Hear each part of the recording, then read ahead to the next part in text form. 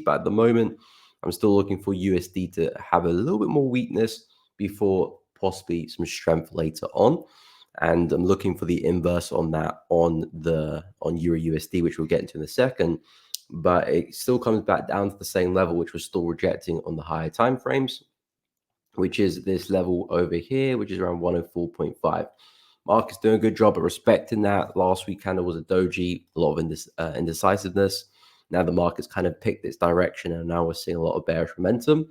I don't expect this to go on for too long, because the main expectation for me is that we're having a pullback of that bullish leg. So I'm looking at possibly prices 102.5, 103. Maybe we come all the way to the 50%. That's a big possibility as well. If I draw the fib from the high to the low, we've got the 50% there, 102.4. Potentially could see a move all the way down to that area with the extra kind of movement and volatility we had this week. That is a pretty reasonable guess, to be honest. If you are going to see some weakness, a push to 102.4 is not totally unrealistic. But I'm looking for some more weakness. Prices have a really hard time rejecting this level.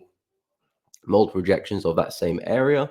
So now I'm expecting price to now see some downside and expecting some upside soon come. So if I do flip to EURUSD, I'm looking for the inverse of that. And as I was speaking about yesterday, in fact, I'll go to the daily time frame, see a little bit better the setups I'm after. I'm looking for the retest of the high over here, which is around 1.09300. And I'm also looking for the retest of this low if that first level doesn't hold. But essentially, I'm looking for a lower high. Again, same idea as dollar. We've had a big bearish leg to the downside. I'm looking at pullback of that for some more downside in the near future. And those are the two levels I'll be looking at to take some shorts. And if anything changes, I will keep an eye on it. But for now, still looking at some downside from those areas. So that's really the plan I have with the USD pairs. It's all kind of the same thing. If I scoot over to USD, the other USD pair I do like. Again, looking for a pullback of this big bearish leg. Not quite hitting the 50, but I do like this level here. Retested that prior low. If the market was to come all the way up there, I think that would be a great place to short. The big question is, will we see a big enough pullback for that to happen? I mean, looking at price, you can see how corrective price is and how tired price is looking. Ever since we broke through the low, the market's been really, really corrective. Now it looks like it's struggling to break the low there. So I do think a pullback is pretty likely at this point. It's just how far will that pullback be before we do get the continuation. Hopefully we see a meaty pullback, get us back to 0.612, and then that's the area I'll start to look for my opportunities to short. And again, if we see a bearish dollar, that will help out USD pushing to the upside as well. So looking for some sells around 0.612. It's just a waiting game at this point, really. Whether we'll get there or not, there's nothing really for me to do. I'm not really taking any buys here. There's no area of confluence that lines up with my plan, really. Kind of trading in the middle of nowhere, so I wouldn't be looking to take buys myself.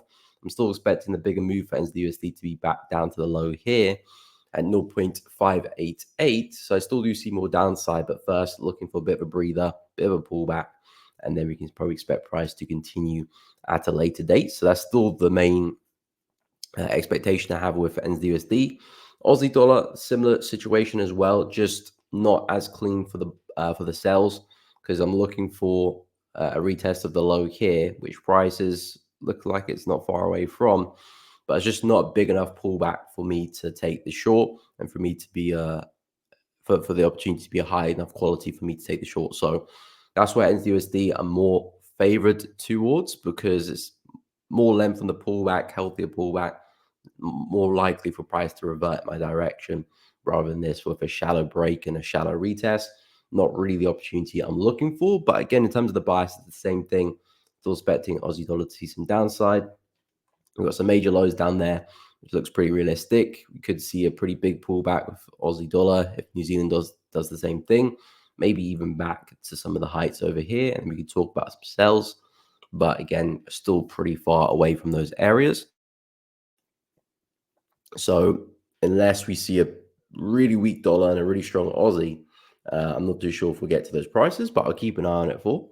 And then if I talk about pound USD, we've got some opportunities in pound if that one decides to pull back as well. Again, looking for a similar move. and then something like that at a later date. But again, don't really have a concrete level. I do like the high up there, but again, still very, very far away. It looked likely that we were at some point going to get a retest of 1.325 for the shorts, but the market just kept falling slowly for pound USD, and we still might see a move up there. It's just, again, like I said, a waiting game to see if that will happen. But again, if I drop the 4-hour time frame, you can see how corrected price is. It's a very similar situation to USD. Market's looking really tired, expecting to see a bit of an up move now for pound, a bit of a breather, and something like that at a later date as well. So yeah, with the USD pairs, there is definitely room to the upside. Very, very corrective. I think pound USD is also testing a really big level at 1.29, which we're rejecting. Yeah, so the market's having a really hard time continuing lower. So I do think there's a bit of a push to the upside in store for pound USD. If we take a look at dollar CAD still trading at major resistance. I do expect to see some downside now for dollar CAD up at these heights. In fact, if I go to the weekly chart and I just take this level across, you can see how big of a level it is. Massive rejection over there. Almost had a rejection over there. Big rejection over there as well. Another big rejection.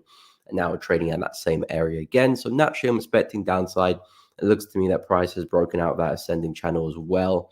Maybe it hasn't done it with the most momentum in the world, and not the strongest break you'll ever see, but it is breaking through. So it's a sign that the bears are strengthening and the bulls are weakening.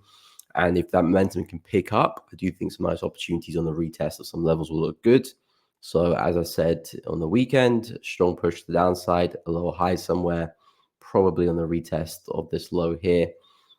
Probably want to drop to the hourly chart for some entries, but looking at some downside and targets, I'm looking at the low here, the beginning of that ascending channel. That target looks well to me. Possibly could go a lot further, but I think I'll just take it as it comes with dollar CAD. It's still a very choppy pair, but we are rejecting major resistance. So I do expect to see some downside. And again, if USD sees some downside as well, you know, this is a recipe for a bearish dollar CAD. Of course, CAD will play its part. But I do expect us to see at least a reaction there. We might later go and break through. That could be the move, but at least I want to see a reaction from that same area. So hopefully we can see that weakness kick in for USD and all the moves I'm mentioning can kind of kickstart. And if I speak on dollar CHF as well, this one I'm not really too concerned about. I don't really have much interest in dollar CHF because overall, I do like the buys down here, but overall, I'm still pretty bearish on the higher time frames, particularly the weekly chart. The market still giving me lower lows and lower highs. So generally speaking, as a swing trader, predominantly I want to be looking for sells on the time frames I'm looking to operate on, but I'm not really seeing a solid sell opportunity, and I quite actually like the buys retesting the consolidation here. But because it's anti-trend, I think I'll leave it alone and just wait for a better opportunity elsewhere, which I can see forming on some other pairs. So I do like the opportunity for possibly a short-term buy there, but because it's kind of going against the higher time frame narrative, I think I'll leave it alone and focus on other opportunities. But if I was looking to trade dollar CHF, that would be the opportunity I'd look at. And then looking at gold, I'm looking at a lot of downside, hopefully, for some buys later on. I do like the buys around 26.80, which is a retest of the high here. I have to stay patient to see if the market will get there. Again, I'm expecting actually volatility, so I'm hoping maybe we see that tank happen. And then if we can see a solid retest with some nice entry signals, I'll be more than happy to buy gold.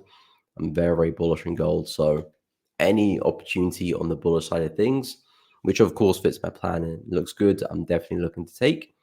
And yeah, we'll be expecting price to continue back to the upside. As long as we can hold 26.80, looking to trail stop, see if we can take it back to the higher and possibly beyond. And silver as well.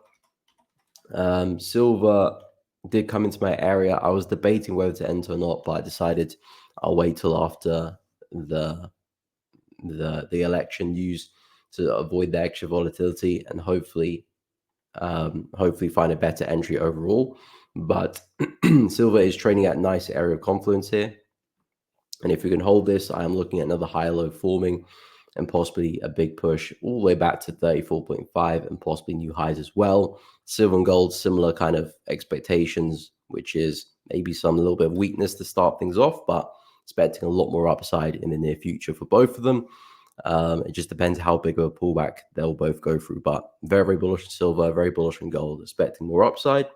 And yeah, that kind of sums up where I am with the dollar kind of related markets. Expecting a bit of weakness there with USD, but overall, I think there's a bit more room to the upside.